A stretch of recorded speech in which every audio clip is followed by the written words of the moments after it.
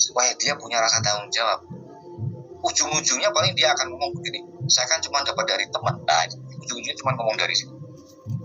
Gak berani dia ngomong, oh iya saya belum ngecek dan lain sebagainya. Nah sekarang begitu. Jadi makanya pertanyaan pertama ketika ada satu kiriman begitu, ini video aksinya di mana?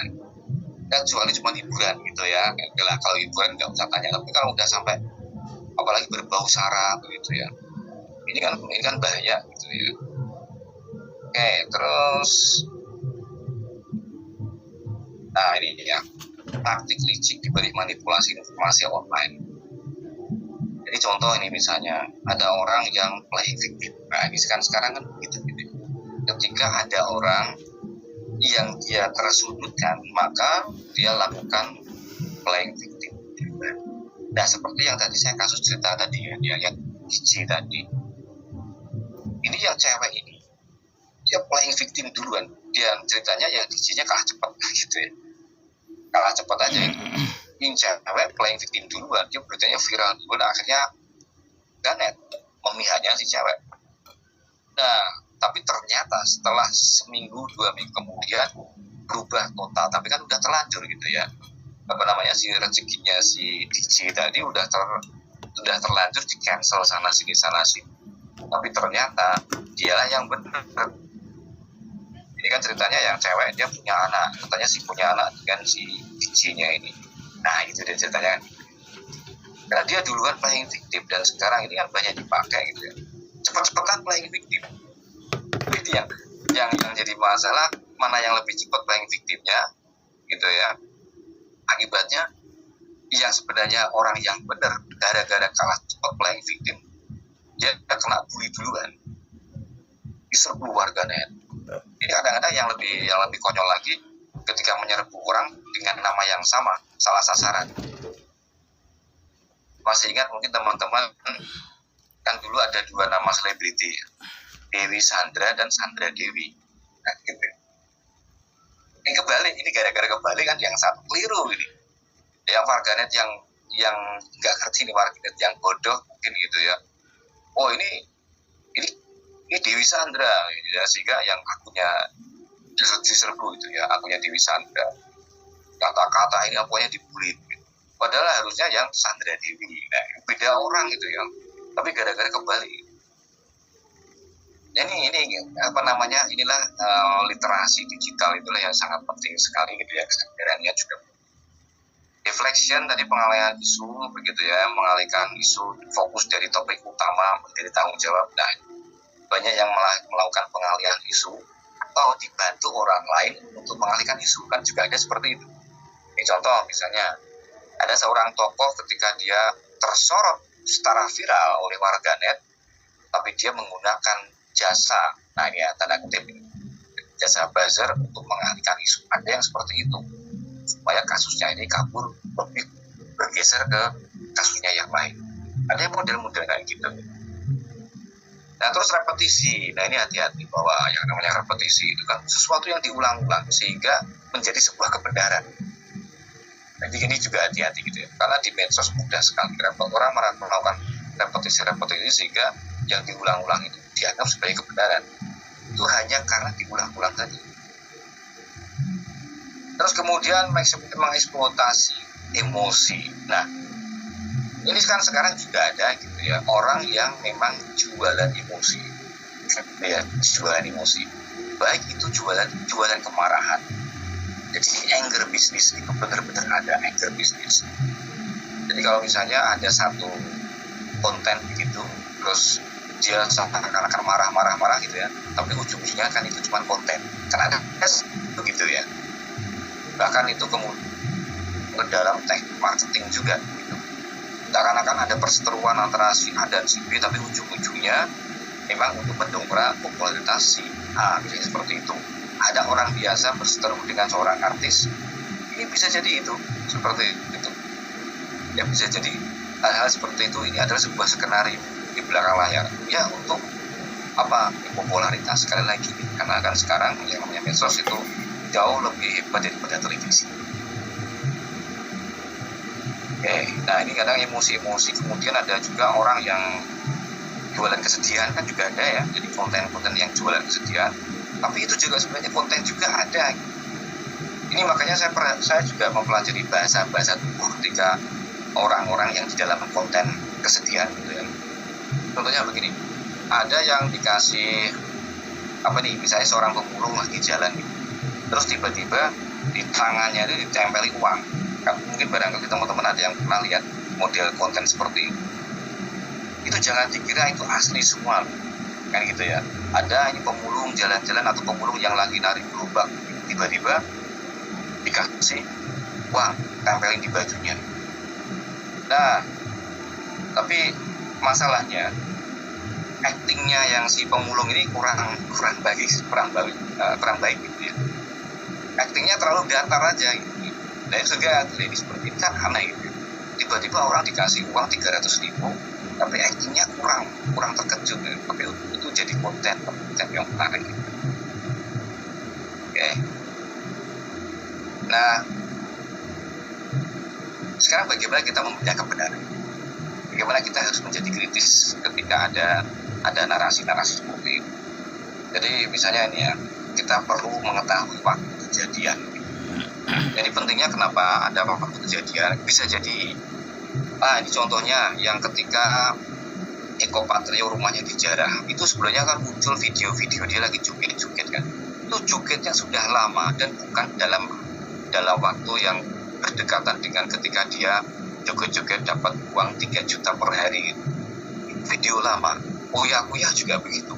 Itu video lama, tapi kemudian dikasih narasi. Itu kan contoh-contoh narasi palsu yang gawat sekali di sekarang ini.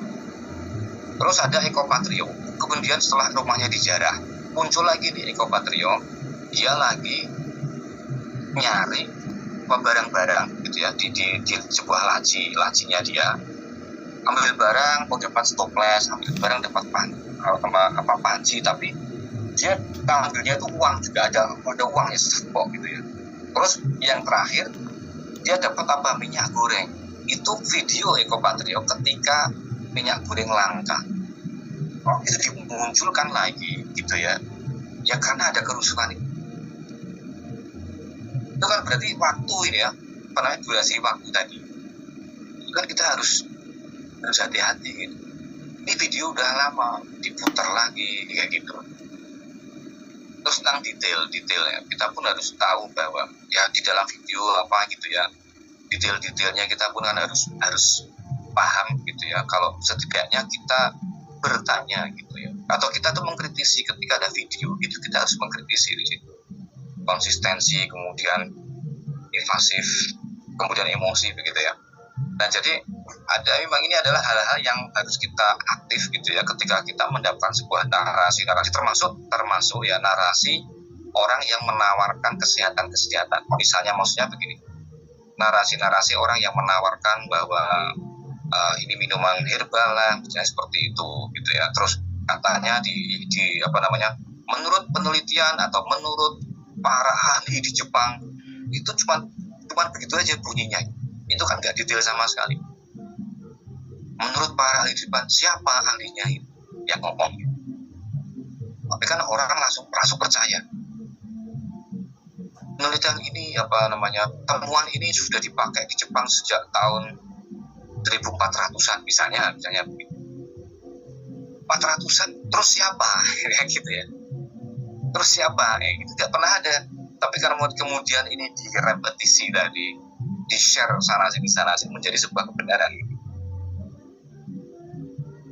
Nah ini contoh-contoh tadi ya, hoax kesehatan tadi ini, obat ajaib kan gitu-gitu ini ya. Terus tadi ya fake testimoni produk, ini kesaksian palsu, ini orang lebih mudah percaya gitu ya, mempromosikan produk. Ini kan semuanya dibayar misalnya seperti itu. Terus propaganda politik, nah ini yang gawat di sini. Terus gosip selebriti, nah ini ada istilah clickbait gitu-gitu ya, ada berita-berita yang memang rumornya ini sebenarnya nggak benar-benar rumor, cuman itu diangkat untuk menumbuhkan popularitas. Tapi kan sekarang kan semuanya ya demi konten gitu ya, konten. Nah ini konsekuensinya ya, bahwa jika narasi palsu ini sudah semakin banyak. Makanya ini kan hati-hati ya, brain rot sudah otak kita yang berkarat nih, membuat karatan otak ini harus hati-hati. Jadi opini publiknya gitu ya terdistorsi, ini kan persepsinya bahaya juga ya, merusak reputasi. Tadi kan sekarang mudah sekali kan untuk merusak reputasi Uya maka gitu ya, gara-gara dia joget saja sedemikian parahnya gitu, cuma joget gitu ya, tapi kemudian sedemikian parah gitu. Kalau nggak ada yang komando nggak mungkin gitu. Terus memicu konflik sosialnya ini dia ya, provokatornya cuma rebahan aja, orang-orang yang terprovokasi harus berhadapan dengan tentara, dipukuli dan lain sebagainya. Provokatornya di mana? Dia cuma rebahan gitu ya. Cuma nulis saja dia gitu ya, cuma pakai jempol. Nah, apalagi yang terakhir ini gangguan kesehatan mental. Yang tadi kan saya lihat di video-video pengantarnya dari dari lembaga ini kan, ya sekarang banyak yang kena kesehatan mental, ya benar ini depresi, stres begitu. Nah, ini benteng pertahanan begitu ya, cross check fakta dan sumber, kita harus rajin bertanya begitu ya. 5W1H lah ya, when, where, why, how begitu ya. Ini sering-sering kita tanyakan. Terus kita memang harus meningkatkan literasi digital. Mau nggak mau kita perbanyak literasi digital. Ya, makanya tadi yang dulu kita itu membacanya kompas.com, detik.com, sekarang udah nggak berlaku itu. Dianggap berat begitu, artinya lebih suka yang scrolling, cuma hitungan detik aja. Oke, nah sikap kritis sebelum membagi. Ini bagi kita juga begitu, ketika kita ada berita, tahan jempolnya dulu lah gitu ya. Tahan jempol sebelum kita ini membagikan konten. Setidaknya kita cek dulu ini berita ini dari mana dan lain sebagainya. Kalau memang kita sendiri nggak yakin, ya nggak usah gitu ya, nggak usah di-share gitu. Nah, okay, it's with little thing that we build a sustainable future together. Saya Guru Taufan, terima kasih atas perhatian teman-teman. Saya kembalikan waktu kepada Kak Fatmi. Iya, makasih Kak Guru, Masya Allah ya. Luar biasa ini pemaparannya sangat menarik. Boleh teman-teman dikasih applause dulu. Ayo maunya silakan, ini luar biasa ini. Jadi bahan bagi kita untuk lebih bijak ya bermedia sosial. Nah, dari pemaparan tadi pasti kita semua udah banyak banget ya pertanyaan yang mau diajukan. Saya sendiri juga udah banyak banget nyatet ini. Dan saya tadi juga ada beberapa lihat ya chat teman-teman di room chat. Silakan disiapkan pertanyaannya, dan sebelum kita masuk ke sesi tanya jawab, saya akan menyerahkan acara sebentar ke host kita yang luar biasa, Kak Kurniawan. Silakan. Baik, terima kasih Kak Fatmi. Wah, keren sekali ya, isinya daging semua ini Kak Fatmi ya. Jadi kita mesti bijak untuk bermain sosial media ya. Oke, sebelum kita masuk ke sesi tanya jawab, izinkan saya kembali mengucapkan terima kasih kepada Smart Talent Psychology Art Center, Creative Mentari Organizer, dan didukung oleh semua media partner, para mitra, dan sponsor yang telah mendukung acara ini. Jangan lupa ikuti juga ya untuk akun Instagram Jaksi4 ya, untuk update acara-acara menarik lainnya. Nah, untuk para peserta webinar, jangan lupa untuk mengisi absensi ya. Absensi sudah disediakan nanti di kolom chat. Dan juga ini saya juga ingin tahu sebetulnya kan 184 nih ya. Ini paling jauh dari mana? Boleh disebutkan yang paling jauh dari mana nih pesertanya ya, mungkin ada yang lain tuh. Mana antara berbentuk chat begitu ya, telepon atau ngobrol langsung. Lebih gampang yang ngobrol langsung. Karena kan ngobrol langsung itu kita bisa melihat sosok yang di depan kita gitu ya, kita bisa melihat emosi di depan kita, baik itu bisa gerakan bola mata dan lain sebagainya, itu semuanya lengkap gitu ya. Lengkap. Maka ketika data yang kita punya terbatas, seperti itu, kita cuma punya kalimat aja, kita punya teks, apakah bisa? Tetap bisa digunakan, tapi tadi ilmunya tadi ya, menggunakan statement analisis. Ini saya fokus pada ilmuwan yang saya pelajari. Iya, kita jadi tertarik ya pengen ikut kelasnya Dokter Guru ini. Paling tidak teman-teman silakan ikut follow Instagram beliau ya. Tapi kalau misalnya ini kampanye anti KKN, ya kita berikan dulu datanya gitu ya. Ya KKN di Indonesia itu seberapa banyak, tentunya bagaimana KKN-nya, siapa yang pernah, ya kan gitu ya. Itu kan mesti harus ada nih, siapa yang pernah. Pun kita nggak boleh menyebut langsung orang ini berdasarkan lihat beritanya. Misalnya berita kita ambil dari Kompas, dari apa CNN, dari yang lain. Oh ini ada berita-berita yang di sini mensinyalir bahwa tokoh si A ini melakukan KKN gini. Nah, terus kemudian kita kampanye gitu ya. Nah, itu supaya kita jangan sampai kita menjadi black campaign kayak gitu ya, supaya kita tidak ikut-ikutan propaganda dengan narasi yang jahat. Kalau kita ini mulai dari diri kita sendiri, berani menyajikan data dan referensi, itu orang akan respect ya. Oh ini nggak sembarangan ini gitu ya. Orang ini kalau berbicara, oh ini pasti ada data, nggak sembarangan kayak gitu. Itu kami. Ya, mohon maaf tadi saya nggak terlihat ya, ada yang raise hand. Ini ada satu. Ini mohon maaf sebenarnya dokter, ini kalau dari program acaranya ini udah pas kita ya, udah lewat. Tapi kan ada yang raise hand dan beliau sebenarnya udah lama tadi, cuman saya yang nggak ngelihat. Jadi mohon maaf ya Kak, silakan Kakak Safna Rehana. Bisa disampaikan langsung pertanyaannya, Kak Safna. Halo Kak Safna, masih?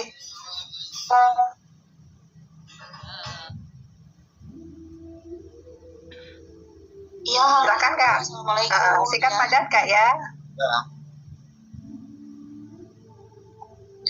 Iya, jadi pertanyaannya begini, Ibu Bapak.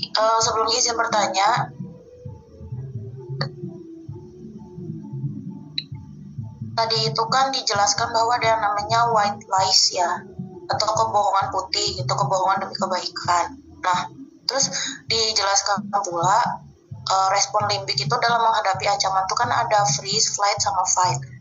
Tapi saya juga pernah baca bahwa ada respon yang disebut dengan fawn, atau bisa diartikan sebagai menyenangkan target, mengalah terus-menerus, dan setuju demi keamanan. Nah, terus pertanyaannya itu, apakah fenomena people pleasing atau fawn ini sebagai manipulasi interpersonal yang tidak disadari? Bagaimana cara faun ini paling sering termanifestasi dalam narasi palsu di media sosial? Oke, pakai bahasa yang lebih gampang bisa. Ada pertanyaan panjang sekali. Saya ikuti tadi kan, karena prolognya tadi panjang sekali gitu ya. Jadi ini pertanyaan yang mana kan kali ini karena membandingkan antara limbik kemudian white lies, terus gimana? Ada yang lebih ringkas gitu. Iya, jadi seperti ini Pak, kan selain respon freeze, flight, sama fight, saya juga pernah FAWN.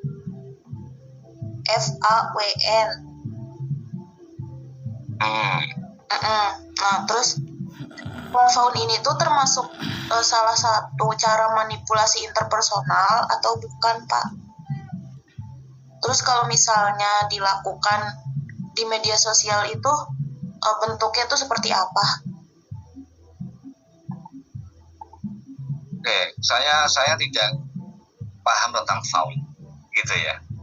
Saya nggak ngerti ya. Ya mungkin justru Anda lebih paham tadi mendalami respon faun itu ya.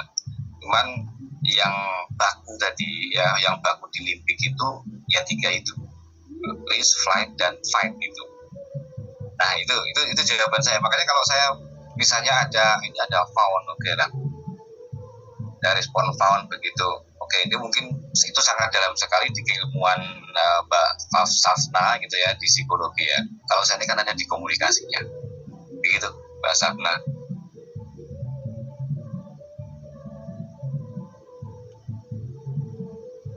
Iya, sudah cukup dokter? Ya, oke. Iya, ini memang menarik sekali ya, dan sepertinya kurang nih waktu 15 menit untuk tanya jawab ya.